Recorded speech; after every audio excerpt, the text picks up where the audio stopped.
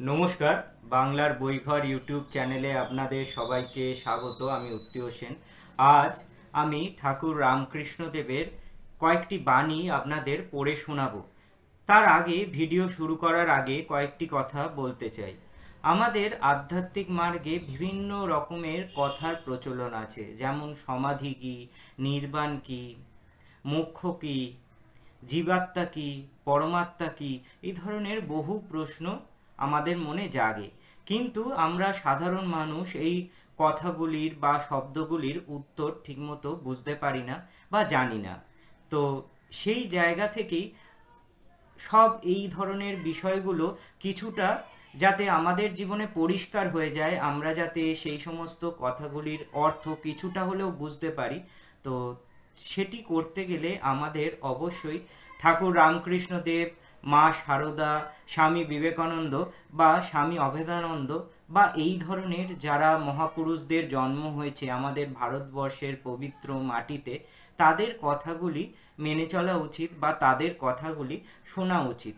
এই কথাগুলি, অমৃত বাণীগুলি যদি আমরা শুনি বা আমাদের জীবনে ধারণ করে চলি বা কিছুটাও আমাদের জীবনে অ্যাপ্লাই করার চেষ্টা করি, তাহলে অবশ্যই আমাদের জীবন অনেক সুখকর হবে। আমরা অনেক সুন্দরভাবে আমাদের জীবনটাকে কাটাতে পারবো। তাই আজ আমি আপনাদের ঠাকুর রামকৃষ্ণদেবের কয়েকটি বাণী পড়ে শোনাবো। আমার মতো করে আমি পড়ে শোনাবো। ভুল ত্রুটি হলে অবশ্যই আপনারা নিজ গুণে তা ক্ষমা করবেন। আমি যে বইটির থেকে বাণীগুলি পড়ে শোনাবো সেই বইটির নাম হচ্ছে কুইজ অন কথামৃত। এই বইটির থেকে আমি কয়েকটি বাণী আপনাদের পড়ে শোনাবো। এই বাণীর বইটি কিন্তু আপনারা উদ্বোধন কার্যালয় থেকে অবশ্যই পেয়ে যাবেন। উদ্বোধন কার্যালয়ে যদি আপনারা যান, কলেজ স্ট্রিটে উদ্বোধন কার্যালয়ের একটি অফিস আছে, ওখানে প্রচুর বইয়ের সংগ্রহ আছে, আপনারা অবশ্যই যেতে পারেন। খুব স্বল্প মূল্যে এই সমস্ত মহাপুরুষদের বই, বাণীর বই, বিভিন্ন রকমের স্পিরিচুয়াল বই আমাদের ভারতবর্ষের ওপর আপনারা পেয়ে যাবেন। তা অবশ্যই একবার ঘুরে আসতে পারেন, আশা করি ভাল লাগবে। এবার আমরা ঠাকুর রামকৃষ্ণদেবের কয়েকটি বাণী আপনাদের সাথে ভাগ করে নিই। প্রথম যে বাণীটি আমি আজকে আপনাদের পড়ে শোনাবো সেটি হচ্ছে সমাধি লাভের উপায় কী। সমাধি কী? সমাধি লাভ করতে গেলে আমাদের কি করতে হতে পারে বা কি করা উচিত, তা আমি আপনাদের পড়ে শোনাচ্ছি। ঠাকুর রামকৃষ্ণদেব কি বলেছেন সমাধি লাভ সম্পর্কে। সবাই একটু মন দিয়ে শুনতে থাকুন ভিডিওটা। এখানে বলা হচ্ছে সমাধি লাভের উপায় কী। আমায় একজন বলেছিল, মহাশয়, আমাকে সমাধিটা শিখিয়ে দিতে পারেন? সমাধি হলে সব কর্ম ত্যাগ হয়ে যায়। পূজা জপাদি কর্ম, বিষয় কর্ম সব ত্যাগ হয়। প্রথমে কর্মের বড় হইচই থাকে। যত ঈশ্বরের দিকে এগোবে ততই কর্মের আড়ম্বর কমে। এমনকি তার নাম গুণগান পর্যন্ত বন্ধ হয়ে যায়। তারপর ঠাকুর রামকৃষ্ণদেব বলছেন, শিবনাথের প্রতি উদ্দেশ্য করে বলছেন ঠাকুর রামকৃষ্ণদেব, যতক্ষণ তুমি সভায় আসনি তোমার নাম গুণকথা অনেক হয়েছে। যেই তুমি এসে পড়েছ অমনি সেই সব কথা বন্ধ হয়ে গেল। তখন তোমার দর্শনতেই আনন্দ। তখন লোকে বলে, এই যে শিবনাথ বাবু এসেছেন। তোমার বিষয় অন্য সব কথা বন্ধ হয়ে যায়। আমার এই অবস্থার পর গঙ্গা জলে তর্পণ করতে গিয়ে দেখি যে হাতের আঙুলের ভিতর দিয়ে জল গলে পড়ে যাচ্ছে। তখন হলধারীকে কাঁদতে কাঁদতে জিজ্ঞাসা করলাম, দাদা এ কি হলো?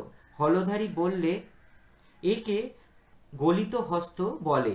ঈশ্বর দর্শনের পর তর্পণাদি কর্ম থাকে না। যেমন ব্রাহ্মণ ভোজন প্রথমে খুব হইচই করে হয়, যখন সকলে পাতা সম্মুখে করে বসলে তখন অনেক হইচই কমে গেল, কেবল লুচি আনা শব্দ হতে থাকে।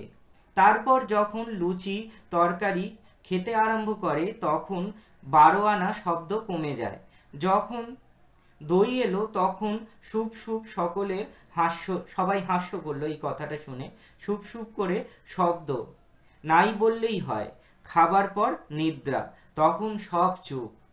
তাই বলছি, প্রথম প্রথম কর্মের খুব হইচই থাকে। ঈশ্বরের পথে যত এগোবে ততই কর্ম কমবে, শেষে কর্ম ত্যাগ হবে, সমাধি লাভ হবে। গৃহস্থের বউ হলে শাশুড়ি কর্ম কমিয়ে দেয়। 10 মাসে কর্ম প্রায় করতে হয় না বললেই চলে। ছেলে হলে একেবারে কর্মত্যাগ, মা ছেলেটি নিয়ে কেবল নাড়াচাড়া করে। ঘরকন্যার কাজ শাশুড়ি, ননদ, যা এরা সব করে থাকে। তাহলে আপনারা ঠাকুর রামকৃষ্ণ দেবের এই মহান বাণীটি শুনলেন যে সমাধি যখন মানুষের হয় তখন আর কোনো কিছুই থাকে না। এই ঠাকুরের গুণগান বা ঠাকুরের নাম সংকীর্তন, পূজা, মন্ত্রপাঠ সবই আস্তে আস্তে কমতে থাকে। তখন কেবলমাত্র একটা নীরব হয়ে ঠাকুর বা ঈশ্বরের সাথে একাত্মীকরণ ঘটে। সমস্ত বাইরের ক্রীড়া কমে যায়, ভাব চেতনার মধ্যেই ঈশ্বর সাধনা চলতে থাকে। এক মনে ঈশ্বরকে পাওয়ার ইচ্ছাই সব থেকে বড় হয়ে যায়। তখন বাইরের আচার আচরণগুলো গুরুত্ব পায় না। তো আজ আমি ঠাকুর রামকৃষ্ণ দেবের একটি অসাধারণ বাণী আপনাদের পড়ে শোনালাম, সমাধি লাভের উপায় কি বা সমাধি লাভ কি করে হয়। আরেকটি ছোট বাণী আমি আপনাদের পড়ে শোনাচ্ছি, সেটিও শুনে নিন। এখানে বলা হচ্ছে, সংসারী বদ্ধ জীবের স্বরূপ কিরম। একজন প্রশ্ন করেছেন, সংসারে যে বদ্ধ জীব বলে না, মুক্ত জীব, বদ্ধ জীব, তো এদের স্বরূপ কিরম, সেই বদ্ধ জীব কেমন হয় তার সম্বন্ধে ঠাকুর রামকৃষ্ণদেব বলছেন, সংসারী বদ্ধ জীবের কথা বলিতেছেন, তারা যেন গুটি পোকা, মনে করলে কেটে বেরিয়ে আসতে পারে, কিন্তু অনেক যত্ন করে গুটি তৈরি করেছে, ছেড়ে আসতে পারে না, তাতেই মৃত্যু হয়। আবার যেন ঘুনির মধ্যে মাছ, যে পথে ঢুকেছে সেই পথ দিয়ে বেরিয়ে আসতে পারে, কিন্তু জলের মিষ্টি শব্দ আর অন্য অন্য মাছের সঙ্গে ক্রীড়া তাই ভুলে থাকে, বেরিয়ে আসবার চেষ্টা করে না। ছেলে মেয়ের আধো আধো কথাবার্তা যেন জলকল্লোলের মধুর শব্দ।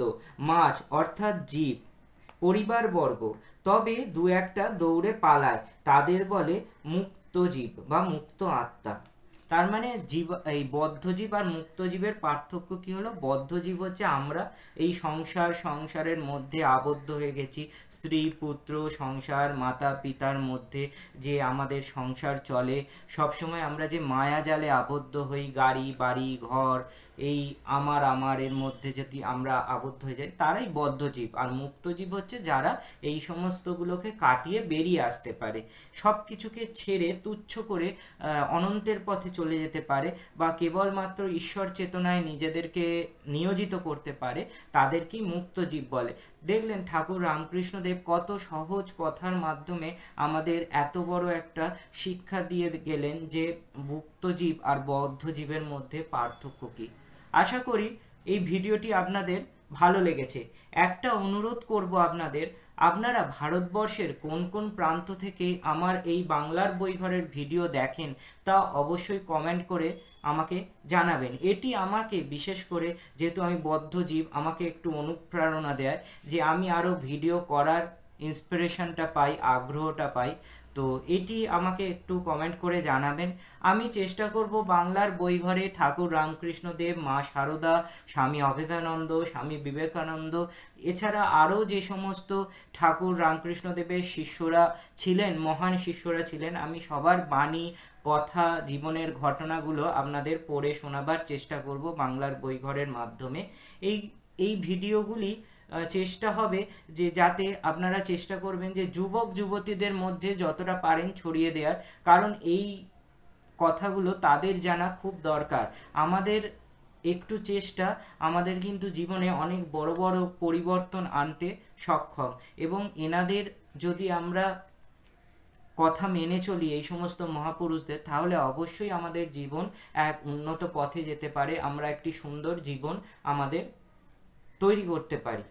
তো সবাই ভালো থাকবেন, আবার নতুন ভিডিওতে আপনাদের সাথে দেখা হয়ে যাবে। নমস্কার।